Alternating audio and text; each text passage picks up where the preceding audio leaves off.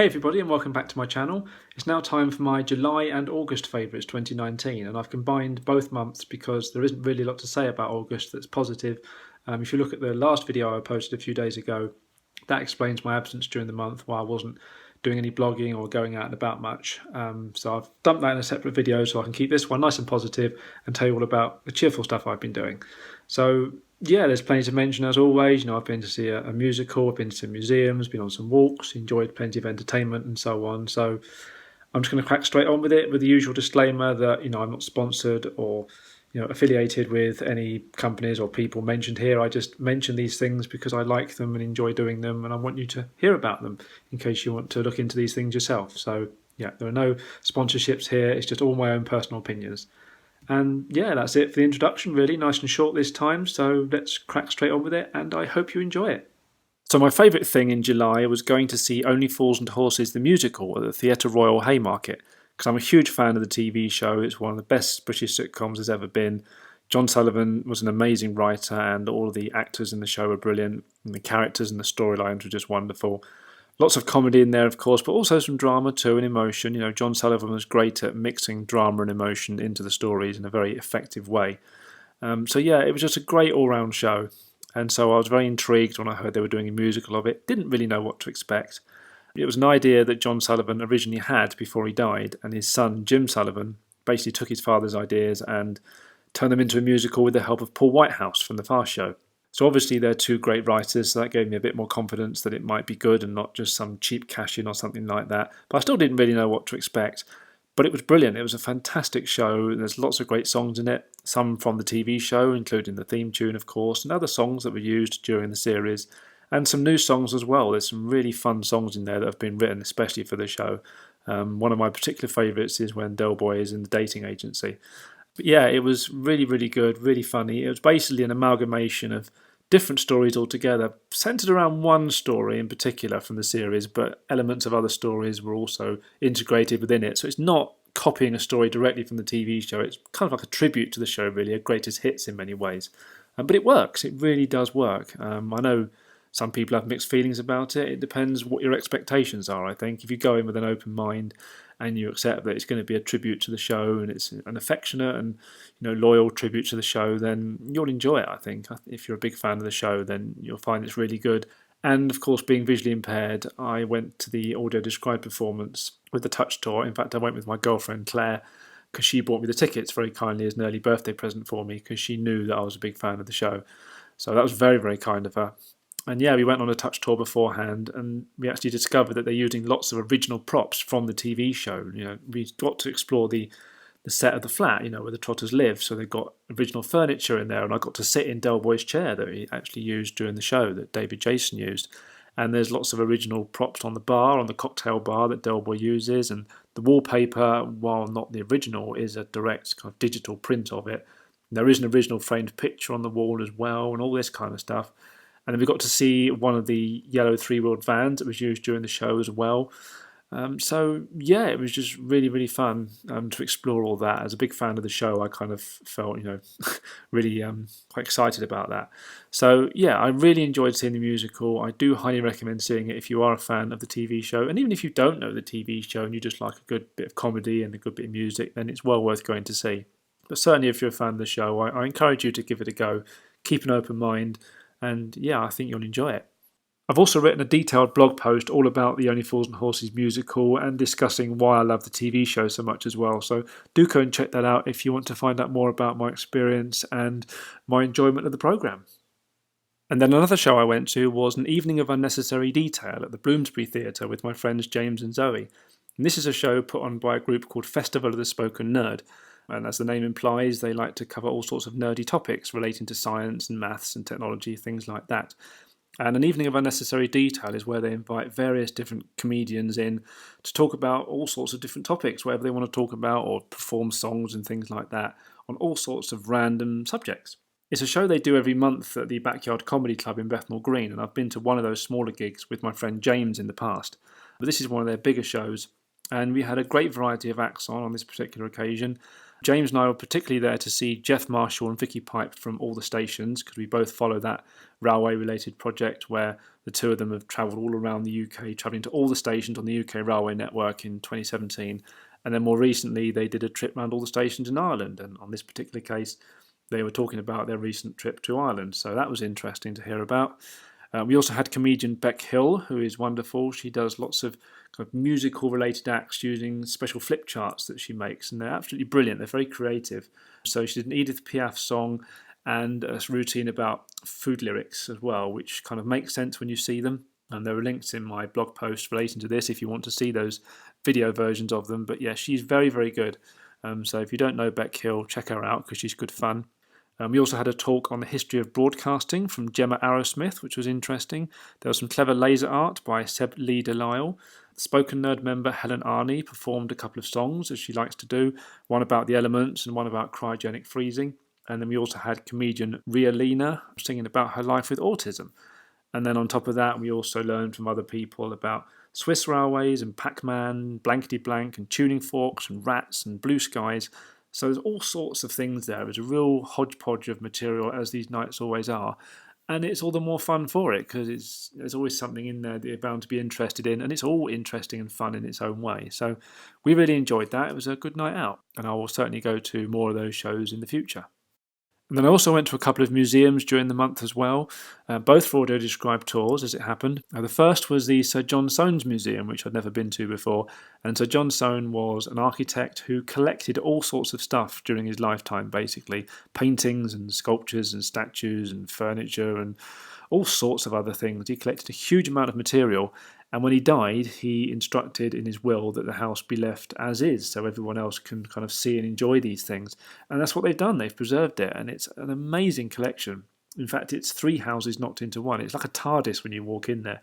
It looks very kind of small and narrow from the outside. But when you get in there, it just really expands to all these different rooms, and it's amazing. The most impressive room is perhaps the painting room, which has got lots of paintings all over the walls. But then the panels open up to reveal even more as well. So it's quite interesting in there alone. But there's other rooms as well. There's a massive sarcophagus he's got in there, which is the most expensive item he had.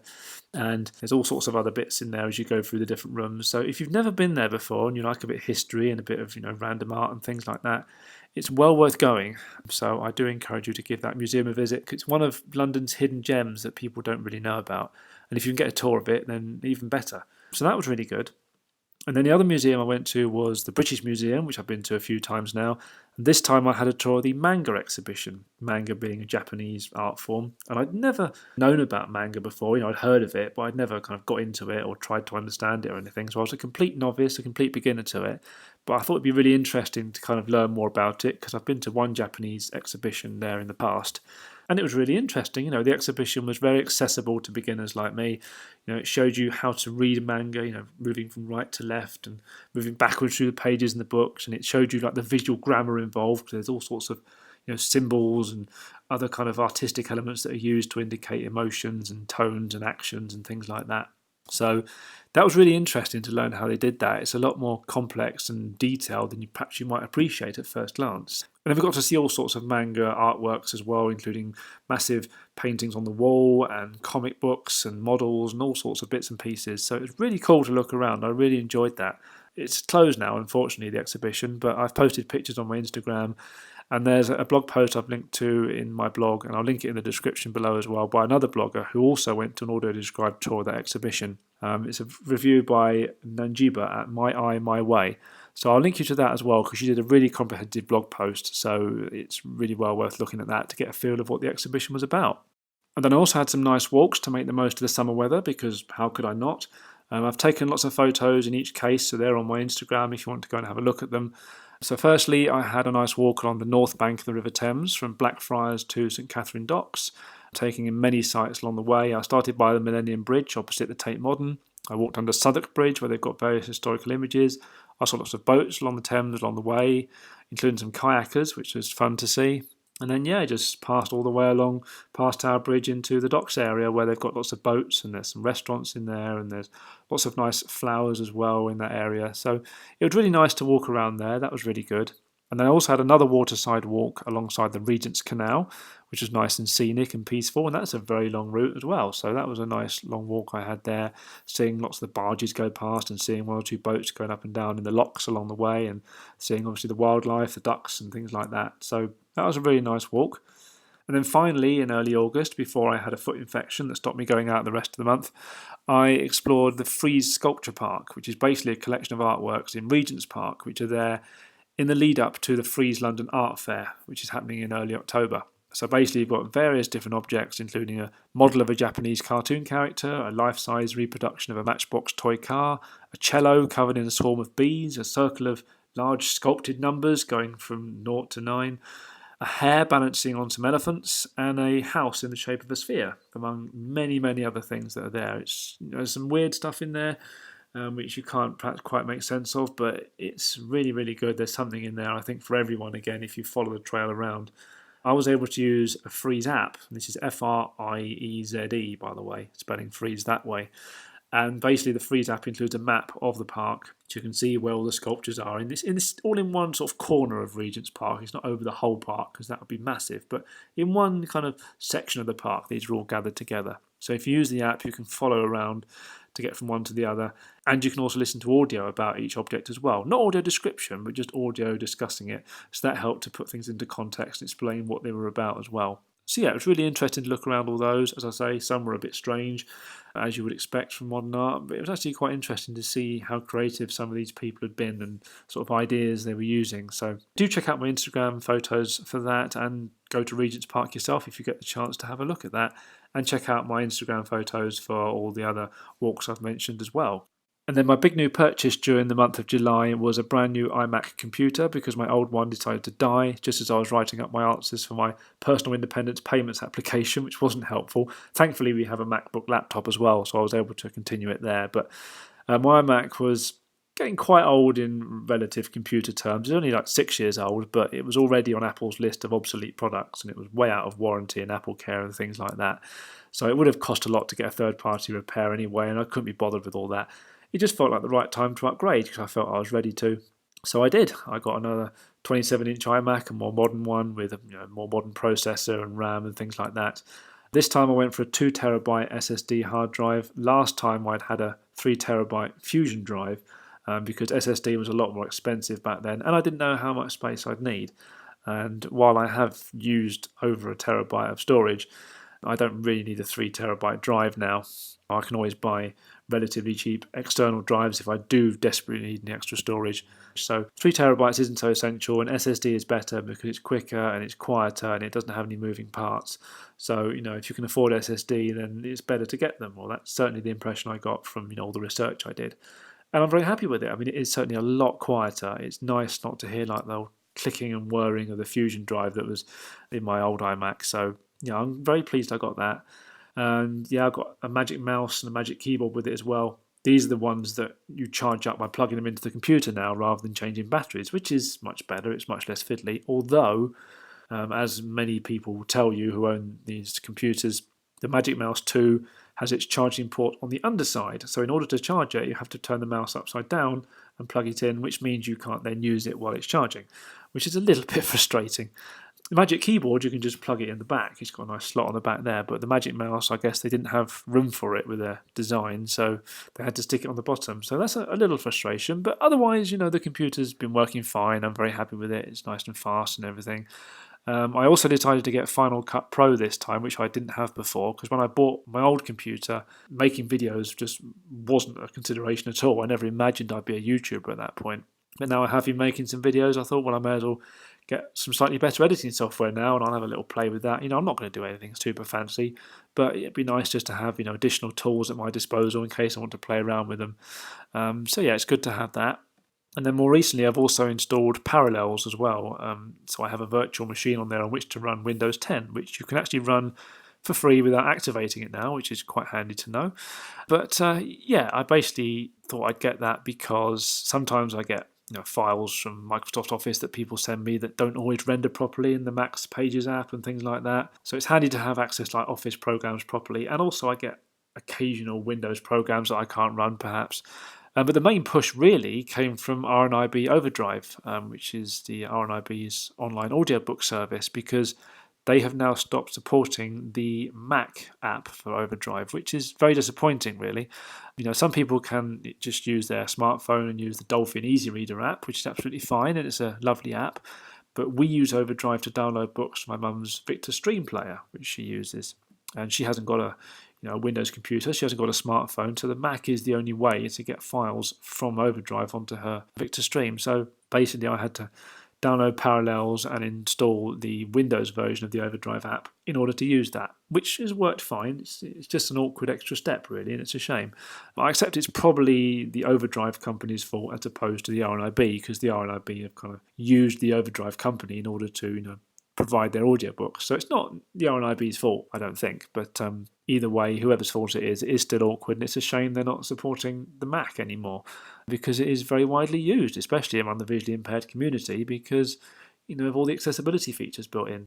So yeah, that was an unexpected hurdle to get over towards the end of August, but we've sorted it out. I'll just have to do it through Parallels now, and it is quite handy to have Windows on my machine just in case I need it for the occasional thing. And then moving on to various forms of entertainment to finish with. Claire and I went to see the Yesterday film at Picture House Central during July. This is a film about a guy who wakes up after an accident to discover that nobody has heard of the Beatles or their music anymore. Only he can remember them. And he starts kind of playing their songs, and people just don't remember them, so they assume that he's written them. And he becomes a bit of a star as a result, and it's all about his journey, becoming famous. And it's okay. It's not a bad film, but it's not super great either. It's not something I'd buy. It's not something I'd watch again necessarily. It's not explained why he's ended up in this alternate reality, or whether it's a dream or whatever it is. And it's a little bit predictable sometimes, I think, and it just falls a bit flat, I think, here and there. It's fun to watch once, but it's not something I'd go back to.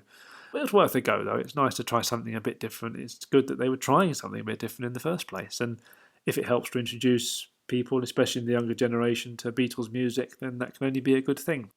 And then also on the subject of the Beatles, Claire very kindly brought me the authorised biography by Hunter Davies on Audible, and that's an 18-hour audiobook, which is proving very interesting to listen to, so I can recommend that if you're a fan of the band. So that's good. Thank you very much to Claire for that, for my birthday present.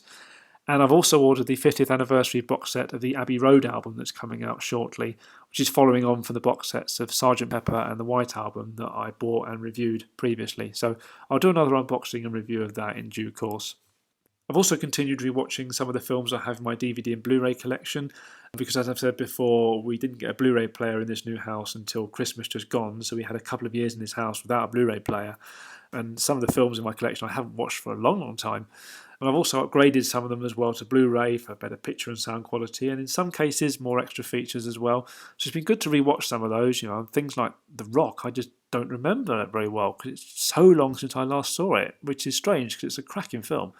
And there's also Peter Jackson's version of King Kong, which is perhaps my favourite upgrade because there's a whopping 13 hours of extras on there, which sounds like overkill, and to some it probably would be, but it really, really is well worth going through them if you like that kind of behind-the-scenes material, because there's so much there. It's really, really interesting. There's loads of production diaries, and there's documentaries and other bits and pieces. So that was really interesting to go through. Peter Jackson always makes a great effort with his big films like that, just as he did with Lord of the Rings and The Hobbit. I've also rewatched the Die Hard series and the Mummy series. I did rewatch the Scorpion King series as well. I got that on Blu-ray to try it, but I wasn't really so struck on that. I prefer the Mummy films as opposed to the Scorpion King films. The Scorpion King series just seemed a bit boring. I just couldn't get into it really for some reason. So I didn't keep those. But Independence Day I've rewatched as well. I haven't seen the new film yet, the more recent one they've done, the sequel. But I will give it a go just to see what it's like. But I can't see it topping the original. And then talking of Blu-rays, I also got my replacement discs from the BBC for Series 3 and 5 of the Red Dwarf box set that I bought and reviewed earlier in the year. There was basically a deinterlacing error with some of the episodes that I hadn't personally noticed because I didn't know what to look for. The episodes seemed perfectly watchable to me. But the Die Hard fans noticed and they took it up with the BBC and fought them over it for a little while. And the BBC came back and eventually said, yes, there is an issue. They hadn't been encoded properly, so we'll send new discs out to those who want them. So they have done. That's disc 1 of Series 3 and disc 1 of Series 5. So I thought I may as well get them, even though I didn't notice the error myself. And I'm glad they've come through. So that was very, very good. And talking of comedy shows, I also treated myself to the box set of The IT Crowd as well for my birthday, which is something I've meant to do for quite a while because I did like that show on the TV. So it's been great to rewatch those again. They're really good fun. One of the more interesting things perhaps we had over August was Dad's Army The Lost Episodes on Gold.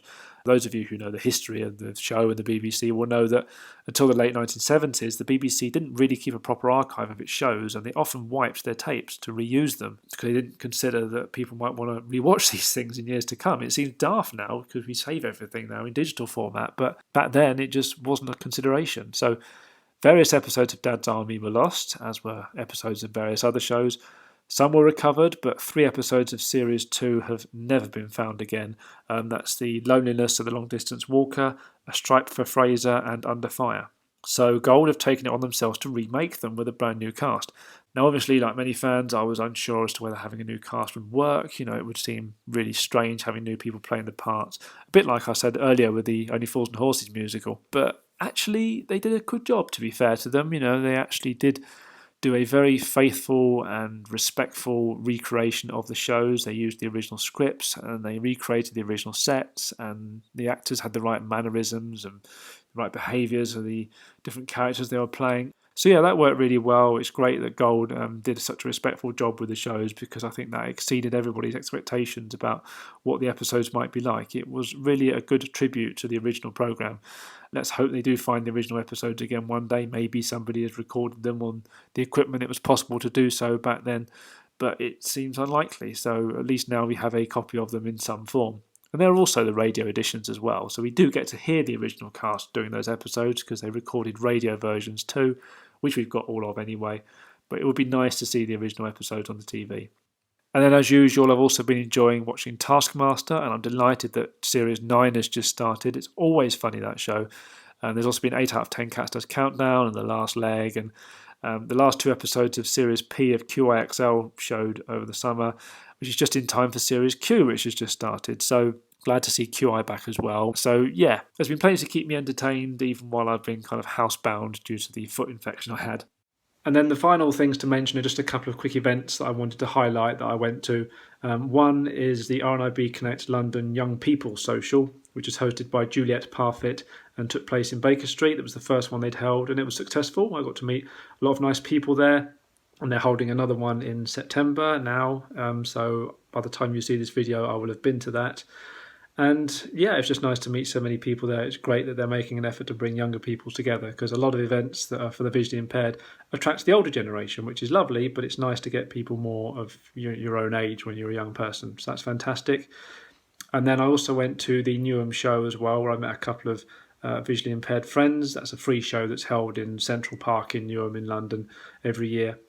There's entertainment for all the family, and all the usual food stalls and things like that, and the council advertising their various services. And so I met a couple of friends from the local visually impaired Newham group, the Vipon group, and I also met the people at Enabled Living Healthcare, who are the local social care authority, who've given me support and my mother support. So it was nice to say hello to them. And yeah, it was just a nice show, just nice to wander around on a nice hot sunny day. They always seem to pick nice weather for that event, so that was good. And yeah, that's it basically. There's nothing else to mention for this month, or for these 2 months in fact, on this occasion. As I say, August wasn't particularly great, but at least there were 1 or 2 positives I could pick out of it. September's favourites probably isn't going to be quite as long as this, because obviously I've just been getting back on track with things since everything that's been going on. But there will be a few bits to mention. In particular, I'm going to the Nystagmus Network Open Day in Cardiff at the end of the month. I've been to the last couple of open days and they've been great, so I'm looking forward to this one as well. And obviously I'm going to the RNIB Connect Social that I mentioned, and I'm helping out with a couple of research projects as well. And yeah, there's 1 or 2 other things I can mention next time too. So yeah, that's it. Thank you very much for watching as usual. Don't forget to like, comment and subscribe for future videos. The next video I'm going to post is the documentary that I filmed earlier in the year with students from Met Film School. I was waiting to see if someone else wanted to post it first, but they haven't, so I'm going to post it as I have permission to do so anyway. I'm really looking forward to it because I'm really proud of it and I can't wait for you to see it. I've had good feedback from the few people I know who have seen it, so do keep an eye out for that. And then I'll do my September favourites shortly after that, of course, once we get into October. So yeah, there's plenty to look forward to, and I'm glad to be getting back on track with things again. So thank you very much for watching, and I will see you for my next video very, very soon. Bye.